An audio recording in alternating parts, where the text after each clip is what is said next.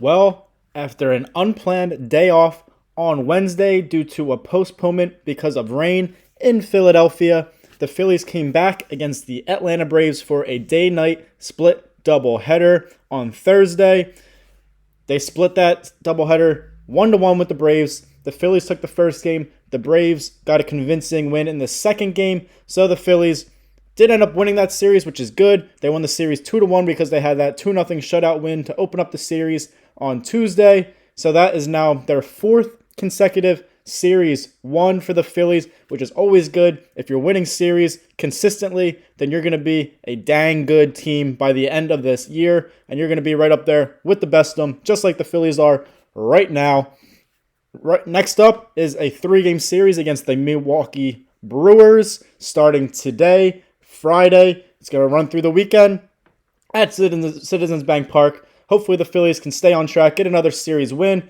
I'm your host, Mike Hennelly. This is Phillies Daily. Make sure you guys subscribe for more Phillies content. So like I said, obviously the Phillies did get that win to start off the doubleheader yesterday. They won 5-4, but you could say it was kind of a fitting end to that game because obviously there was a lot of drama after Bryce Harper took that 95-mile-per-hour fastball right to his surgically repaired elbow in that first inning in Tuesday night's win against the Braves. Spencer Strider hit him. He's got a history with Phillies fans here in Philadelphia, so they let him hear it after Bryce Harper exited that game. He was in a whole lot of pain, couldn't keep it going. Obviously, that does not feel good. Luckily for the Phillies and fortunately for Bryce Harper, his x-rays did come back negative, and there was a lot of questions if the Phillies would retaliate against the Braves with those 2 remaining games.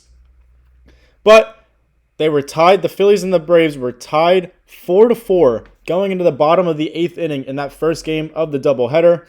The Phillies ended up loading the bases in their half of the inning, obviously in the bottom of the 8th. Rafael Marchand, the Phillies' backup catcher who has been struggling.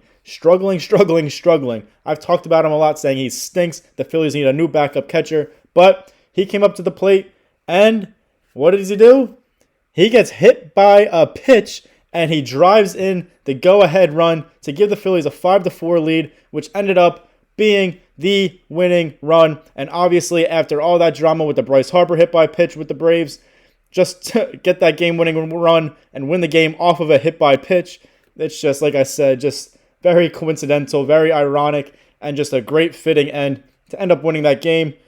Rafael Marchand, you could say it was the Rafael Marchand game in that first game of the doubleheader. In the 3rd inning, Marchand came up to the plate and he hit a 2-run home run. Rafael Marchand hit a 2-run home run in the 3rd inning to give the Phillies a 2-0 lead, and then later on drove in that go-ahead RBI by a hit by pitch. You like to see that production out of Rafael Marchand. Obviously, J.T. Realmuto can't play every day, and the Phillies need somebody in there to step up and produce when Realmuto's not in the lineup, because he can't just go out there and get out every single time. It's just you're not going to win games. The lineup's going to struggle without Realmuto in it, and he's even not having his best year at the plate. But like I said, the Phillies were able to hang on. Jordan Romano, who's had a iffy 2025 season to say the least with the Phillies, he's had a lot of ups and downs.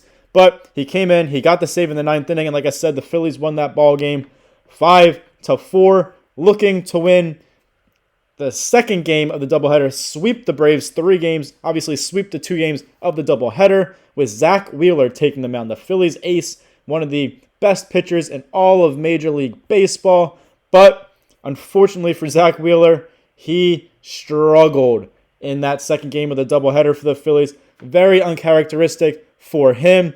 When he takes the mound, you just expect pure dominance, just out after out after out, strikeout after strikeout, whatever it may be, just pure dominance, and that just wasn't the case in that second game of the doubleheader against the Braves. It was a great pitching matchup. It was Zach Wheeler versus Braves starter Chris Sale. Chris Sale obviously won the National League Cy Young Award in 2024 last year, and Zach Wheeler came up short, and he finished as the National League Cy Young runner-up behind Sale. So it was a great pitching matchup, a battle of Cy Young candidates, obviously, but Sale got the best of Wheeler in that matchup. Wheeler went 5 1/3 innings. He allowed 4 hits. He allowed 4 walks as well. That's pretty high. Obviously, the command wasn't really there with those 4 walks. And he allowed 6 earned runs. He did have 6 strikeouts. But those 6 earned runs were his most runs allowed in a start so far in 2025. It's up there with his top 2 worst starts of 2025, if not the worst. He let up 4 while he was pitching, and then Carlos Hernandez came in relief in that 6th inning, and he allowed 2 runs there, but they were charged to Zach Wheeler to bump him up to 6 runs because he got those guys on base, which ended up scoring 6 earned runs. Just not his best performance out there. Chris Sale, on the other hand, went 6 innings. He allowed 2 hits. He also had a little bit of command issues. He allowed 3 walks, but he allowed 0 runs, and he had 8 strikeouts plus the win against the Phillies and Zach Wheeler. Obviously, not really much to worry about with Zach Wheeler. He'll bounce back. Like I said, he's one of the best. He still is having a terrific season. He's still a Cy Young candidate through the early parts of this 2025 Major League Baseball season, but he just did not have his best stuff against the Braves. So the Phillies were unable to complete the sweep against their division rivals. But they did get a series victory. Like I said, that's really all that matters at the end of the day. It's hard to complain about that. If you're winning series, you're going to be a winning team. You're going to win a lot of ball games. And it's just great when it comes towards playoff time and playoff positioning. Now, like I did say, the Phillies, a lot of questions were surrounding them, especially with that day off on Wednesday because of the rain. If the Phillies would retaliate for hitting their superstar player, Bryce Harper, and knocking him out of that ball game, and knocking him out really yesterday, and who knows, maybe even longer. Bryce Harper did not play in either game of that doubleheader yesterday on Thursday. Like I said, a lot of talk if they would retaliate, but the Phillies did not hit any of the Braves players. They decided to take the high road on that. I don't know. Division rivals. You hit your superstar against who's a really good pitcher who hit him. I don't know. It's a decision, Obviously, maybe you don't want to have the tempers flare. Spencer Strider did come out saying he didn't hit him on purpose. He felt bad. Rob Thompson said it wasn't on purpose and all of that. So who knows? But the Phillies took the high road on that. Did not retaliate against the Braves, even though a lot of people did want to see it happen, but it did not happen. Ironically and coincidentally, the Braves hit the Phillies 3 times between those 2 games of the doubleheader yesterday. First, Edmundo Sosa and Rafael Marchand, obviously, who drove in that go-ahead game-winning RBI with his hit-by-pitch in the first game of the doubleheader with that hit-by-pitch. They were both hit in the first game of the doubleheader, and then Trey Turner got hit in the second game of the doubleheader by a Braves pitcher. So, funny enough, the Phillies don't hit anybody, but the Phillies do get hit 3 times throughout that doubleheader. Obviously, not what the Braves wanted to do. They don't want to hit guys. I don't know. The Phillies, though, to a lot of the fans' displeasure, did not retaliate against their division rival, Braves. But there's a lot of things to talk about, obviously, with weaknesses of this Phillies team. They're a really good team, so you don't really want to bring them down. But obviously, the bullpen has been a major concern so far in 2025. They started off really bad, one of the worst bullpens in the entire major leagues.